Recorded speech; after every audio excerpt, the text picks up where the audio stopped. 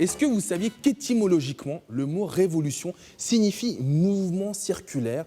On revient au point de départ après avoir fait un tour complet. Et bien, ça me fait penser au parcours de notre artiste essentiel du mois. Il s'agit de Jonathan Breton. Il est danseur, il est chorégraphe, il est originaire de Blois. Il s'est formé en France avant de s'envoler pour New York où il a intégré l'une des plus grandes compagnies de danse là-bas, la compagnie Alvin Ailey. Et puis lui-même, il a créé sa propre troupe.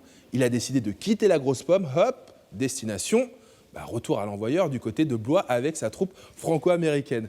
C'est l'histoire qu'on vous raconte, c'est un sujet signé Oliviane Ganga et Michael Dinic.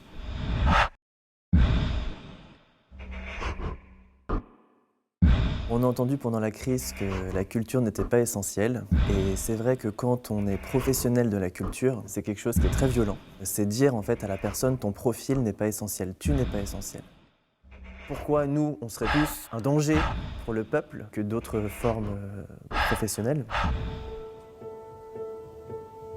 Pour moi, la danse, c'est pas à 15 mètres les uns des autres. Pour moi, la danse, c'est pas par écran interposé. Et je pense qu'on ne peut pas priver une population de quelque chose qui est aussi essentiel, parce qu'au contraire, ça permet de partir dans sa tête, de partir dans ses émotions également, parce qu'une période qui est aussi anxiogène, il faut réussir à extérioriser ses émotions. Et donc du coup, c'est très douloureux de devoir se dire, voilà, vous restez chez vous, vous pouvez voir personne et vous pouvez même pas exercer en fait ce qui vous fait vivre.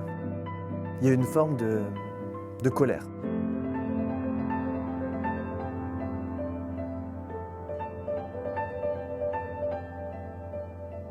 Moi, j'ai été formé en France. Ensuite, je suis parti à New York, chez Alvin Ailey, et je suis resté 7 ans travailler là-bas en tant que danseur et puis après en développant la compagnie Azad Dance Theater pour laquelle je travaille aujourd'hui. La compagnie est revenue en France en 2018 et la ville de Blois nous a fait venir dans le Loir-et-Cher, sur Blois, pour développer l'art chorégraphique. Et donc ça a été un premier choc culturel, moi, de revenir en France et de voir en fait la politique autour de cette forme artistique. Et la crise sanitaire m'a finalement quelque part permis de poser des mouvements, poser une réflexion sur ce choc culturel. Et nous avons malgré tout développé 2 pièces, Tear et Fuck the Boxes, pendant ces confinements, autour d'un synopsis commun. Donc une pièce que j'ai développée d'une façon dramatique. Quelque part, la douleur qui est causée par le fait de ne pas rentrer dans les cases. Et ce même sujet qui a été traité aussi d'une façon comique. Donc là, on Fuck the Boxes, on emmerde les cases justement. De dire que on n'est pas tous pareils, on rentre peut-être pas tous dans les cases, mais c'est ça qui fait la beauté de l'art et c'est ça qui devrait être mis en avant plutôt qu'une forme artistique unilatérale.